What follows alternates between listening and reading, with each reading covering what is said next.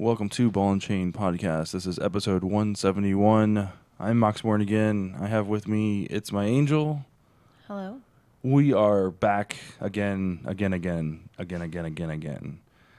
has been a hot minute since we've recorded a podcast. The last one I recorded by myself was on May 1st, and the one before that was December 13th of last year. Almost 2 years Well, ago. almost 2 years ago. Holy smokes, it's been a hot minute. But a lot's happened since then. Xbox released a new console.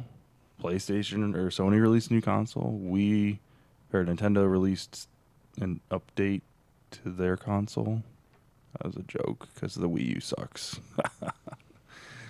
No, but in all seriousness, we're excited to be back or get it back on a regular schedule. If you missed out, we had a premiere of our. Well, it wasn't really. It was a test episode. The premiere will be the next episode of Mana Drained, which would be on August 18th. We're kind of starting a whole little like YouTube channel thing going on. We had the 72 DPI YouTube channel that really didn't get used that much. We had a couple of videos on there for LAN purposes and things like that, and no real like original content. We originally started at the tail end of our last episode streak, we had some Ball and Chain podcasts go up there, but we're going to start using it again more proactively. So all of our shows are going to be going up there. So Mana Drained the first and third Tuesday every month, and then our show, Ball and Chain Podcast, will be going up there every Wednesday. We're looking to start at 8 o'clock. Although today we got kind of stuck and we didn't make it on time. But we'll get to a schedule eventually. So, anyway, so we're going to talk about some stuff. We're going to talk about what we've been playing. We've got a top 5. We're going to discuss backwards compatibility, all sorts of good stuff. So yeah, I'm kind of excited. Are you excited? Are you excited? Yeah, I'm just checking some things out, looking at the On the stream. news, because this isn't a place we've not streamed before. Yeah, correct? we used Twitch last night for Mana Drained. Is it saying we're offline? Let's see here. Although this shows here. Yeah. It's saying that we're on there. Okay. That's fine. I just wanted to make sure and just double check us. No, it's fine. It's gonna get some kinks out. Like we originally started out, like we talked about on we started out on Stickum, and then where else did we start? Then we went to Ustream, and then we kind of went away for a little bit. Let's take a look here. I think the way to look is under profile. This is awesome radio. I know, isn't it? No, we're live. It's saying we're live. See, live now. It is showing that way. So, I don't know. It might be the trying to stream out. There we go. See? There's somebody. What's happening? Okay. Anyway, so we are live. So we're what we're going to talk about. So we're going to talk about what we've been playing, what we're looking at playing, our top 5. This in lieu of the recent news of Destiny is going to be getting a new voice caster for Ghost, Which I think is kind of sad. Yeah, let's honestly. Yeah, but it happens from time to time. But let's talk about what we've been playing. We'll get to that discussion when we get to top 5. So, do you want to kick us off with what you've been playing? Well, I haven't been playing a whole lot lately. My photography business, trying to sell of our house, life in general has kind of come into play quite a bit. And we have ghosts in the house too. That was kind of scary. Anyhow, what I had started playing probably months ago at this point was the Dragon Age Inquisition. Haven't got real far into that. And I think there was one evening I wanted to create a character on, I can't even think of the name of the game, the one that you play. Elder Scrolls Yeah. Online. I started a character, played for about 2 hours, and that's as far into that game as I've got. So, it's been kind of rough.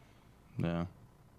Well, and it's one in the we got to break away from gaming in upstairs. Like we've got this nice setup downstairs. We need to come down and game downstairs. I think that's what we need to happen. I think. I could game upstairs if I was at work, put the child to bed, and by the time you're ready, go to bed yourself. I don't have much of a chance. So, being a grown adult with children, house chores, and all that kind of take away from screw that gaming. So, so myself, I've been playing a lot of not Dragon Age, Elder Scrolls Online. Love that game. Playing it on the Xbox One. It's a lot of fun. I just recently started metal crafting, so I haven't got too far into it.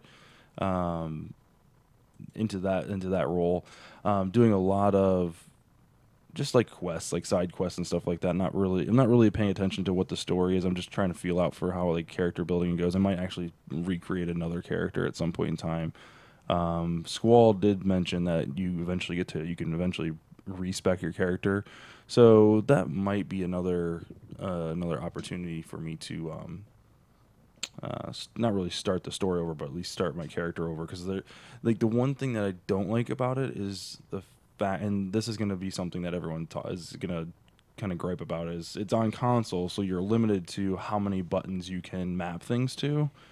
So like you know they did a pretty good job. You've got like all the face buttons, you've got right bumper, left bumper, and then you've also got both bumpers at the same time for like an ultimate weapon or an ultimate ability.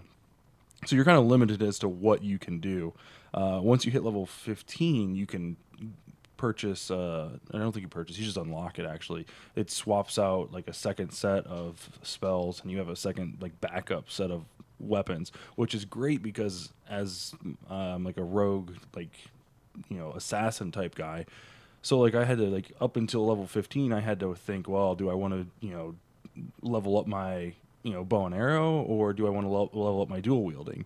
And the problem with going like bow and arrow is like, okay, so once I'm doing my bow and arrow like and shooting at my enemies, what happens if they don't die by the time they get to me?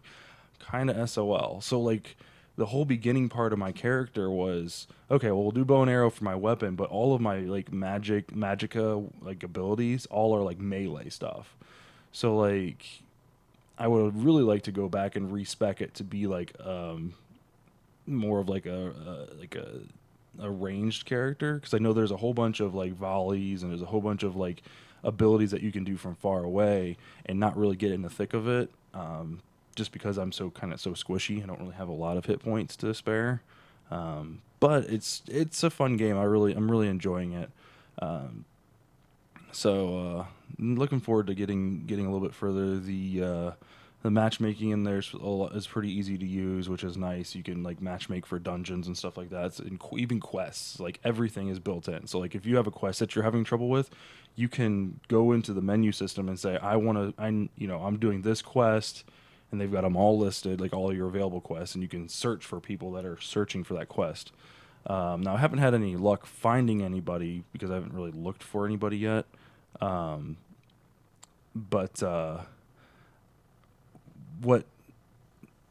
it's just nice knowing that it's there. I imagine it would work probably better with actual dungeons where you're like doing 4-man dungeons and stuff like that.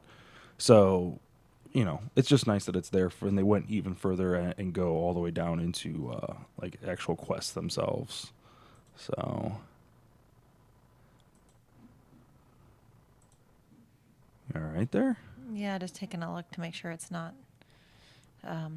When I was trying to watch your podcast last night, it was starting and stopping a lot, and it was kind of like we were frozen. So I just want to make sure that we are in fact coming through like clearly and there we go. Constantly. We are back. I guess I don't know.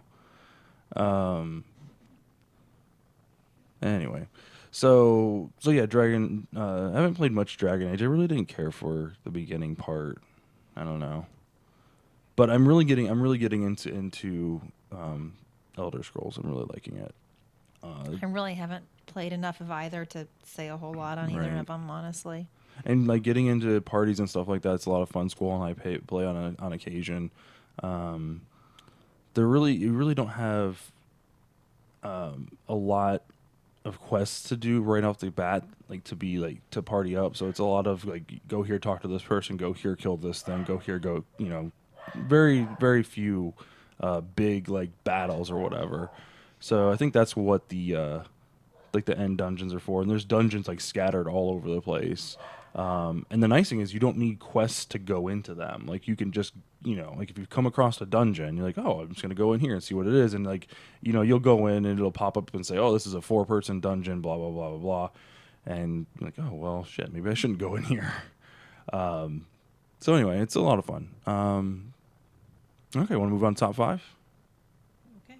You're going to need to scoop closer into your mic. There you go. I know.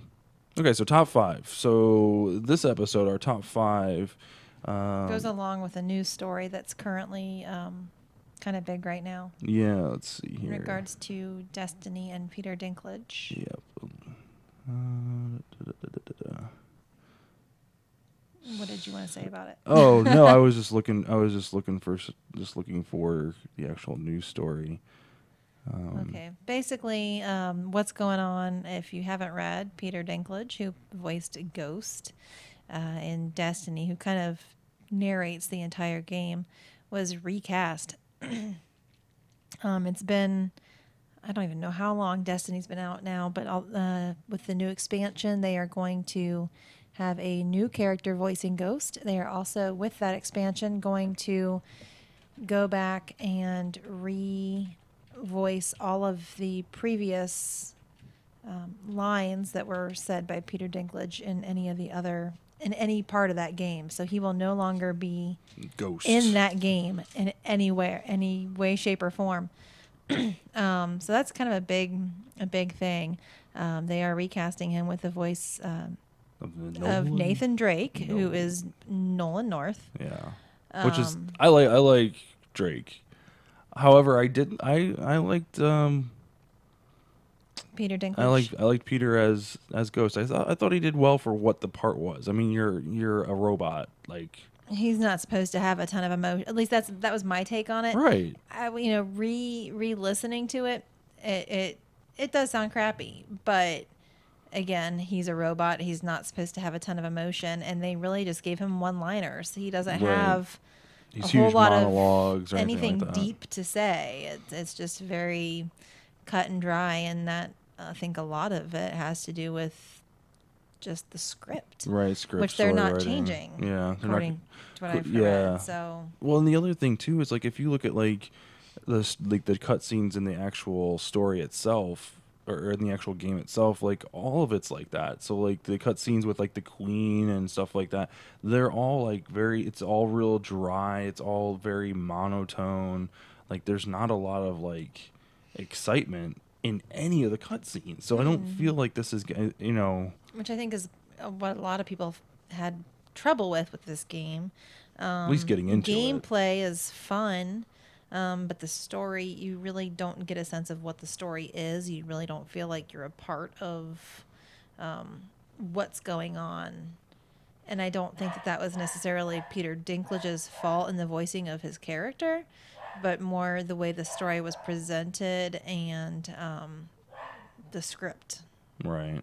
So Yeah. So anyway, related to this is going to be our top 5. So what we're going to be talking about for our top 5 is top 5 characters we would recast as with different voice actors and who we would pick. So we've got a list here. So if you want to start us off with number 5, you're more than welcome to. I don't know if these are in any specific yeah. order. It's kind of just 5. Yeah. Our top 5. Right. So let's see here. Number 5, I would put as Ewan McGregor, the voice who plays in Moulin Rouge, The Island, and probably most notably Obi-Wan Kenobi in the new Star Wars trilogy. As I think you said, pretty much any character in Final Fantasy. really any Final He's Fantasy kind of got character, like that, Cloud. Well, Cloud really, yeah, no. Is it Titus from Final Fantasy from X? 10? Yeah, I think he would. He's kind of got a nice accent, Yeah, but I would like kind that. of mild-mannered. Yeah. Mine, number 4. I would like to see Chris Rock do Snake from Metal Gear. I feel like that would be a good, you know, a Be good kinda mix funny. up. It'd be a good mix up. I don't think Snake's black, but And the thing is, it's a voiceover. Why does it gotta be black? just saying. Number 3, I would put Mike Myers as Claptrap. Claptrap provides in wow, Some awesome- what the heck is the name of that game? Borderlands. Borderlands. What it's the a heck? nice comedic release, and I think Michael Myers would be good in that role, Oh yeah, definitely. Yeah. along with his many different voices. It's kind of Claptrap. kind of Kind plays of goes that. through almost like a schizophrenic. He's, I think it would be good for him. That'd be a good fit.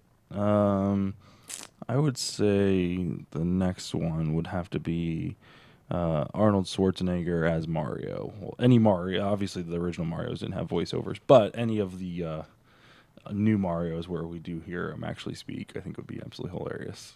So, Well, considering Arnold's not Italian, but yeah, it and would definitely be not pretty a funny. plumber. But No. number 1, Okay.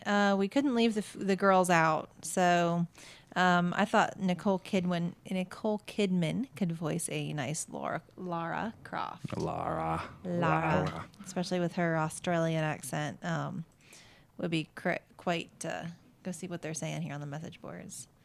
Master Chief for Pee Wee Herman. That would be kind of hilarious. I hadn't even thought about that one. I think we were discussing Master Chief and who would be a good one. I think Arnold came up for him potentially, but yeah, Pee Wee Herman. I think Arnold was a little too serious for Master Chief. I think Pee Wee Herman would bring some nice. I don't even know what to say about that. I don't even know how to. I don't know. Yeah. But anyway, would be interested to see if what you all come up with, because it was kind of a hard task to try to think of, but definitely. Okay, so our discussion topic of the week is backwards compatibility. So Microsoft I believe it was at E3 announced backwards compatibility for the Xbox One. They said something like 100 games, up to 100 games at launch are going to be available. They recently posted games that are available for the preview program that started on August 3rd. So it's really kind of a bunch of launch. There's a bunch of launch titles in here. You've got like Perfect Dark, Viva Pinata, cameos in there. yeah, very family-friendly, kid-oriented games. Right, but it still has a nod to the hardcore crowd with like N+, Super Meat Boy, Shadow Complex is in there. Mass Effect's a huge game for backwards compatibility, especially if by some I missed it. Some stretch of the imagination that you've missed it. I missed it. I never played it. Yeah. So I'm not sure. It's an RPG third-person shooter, so I don't know how. I mean, space adventure type of dealie. Right. But you got the Banjo-Kazooie series on there, Kingdom for Keflings. But they've got and then there's also like Kotaku's got a list of games during the show that they actually they didn't post that these were available, but these were in like the graphics. So I mean, you've got like bigger titles like Fable 2, Fallout 3, Bioshock, Dead Space would be a good one. The Dead Space series, which would be excellent, because I played the original one, loved it, and really didn't get back to it. And being able to go back and play those would be outstanding. Dark Souls. They did mention in the release that you'll be able to purchase games. So if you don't have them, you can purchase them for download. I don't know what the prices are for the download. How the only thing that I can think of is going to be stupid high because generally Microsoft has a whole, like, unless it's on sale, like part of their games with gold or whatever, their weekly deals or whatever, bi-weekly deals, their online store is garbage. Like it's you can go and get a physical copy of the game for like 2/3 of the price. Which the games with gold, this is another good point, is that any of the new games with gold coming out for the Xbox 360 will also be available then for Xbox One subscribers. So you will be able to be getting 4 games per month for free, Right. versus just the 2. Which our box down here, the system's already full. We have to to plug in an external. really? Yeah, it's completely full. Oh, wonderful. So we gotta get. I mean, and plugging in. Which is my big fear with Xbox One, having to download all of the games to a hard drive. Well, but I mean, you can plug in any external hard drive and make it work. So, I'm not too worried about that.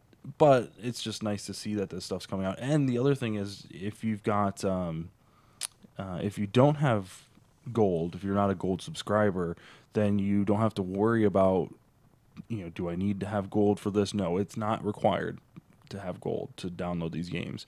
The only part about it is if there's an online component, you won't be able to access that, obviously, because you need games for gold or Xbox Live Gold. Right. So basically, I think they've said you'll put your disc in the system and it will automatically start a download from their servers. Yep.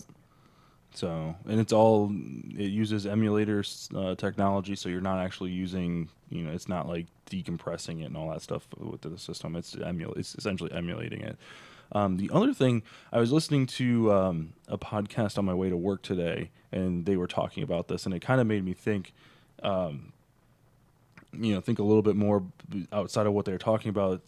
They mentioned Gears of War. And how, like, I think there's like an ultimate pack or something like that you can buy of the new Gears of War that's coming out, or the and then you get like the remastered 1, and you get 2, 3, and Judgment. You get the whole pack, but obviously the first one's been remastered, and you get those all unlocked.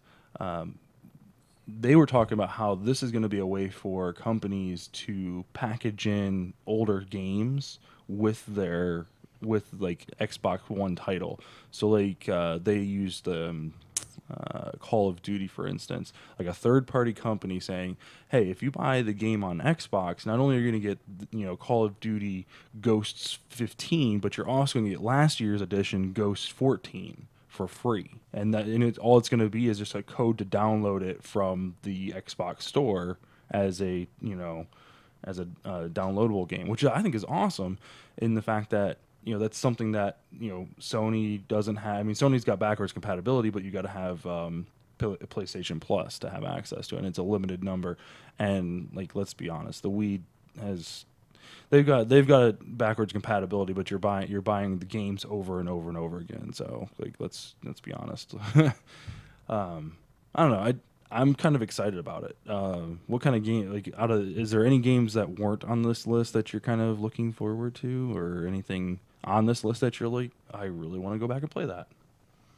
I think it's more necessarily for Eli, I think, because there's a lot of, I guess, good games that will expand what he can play.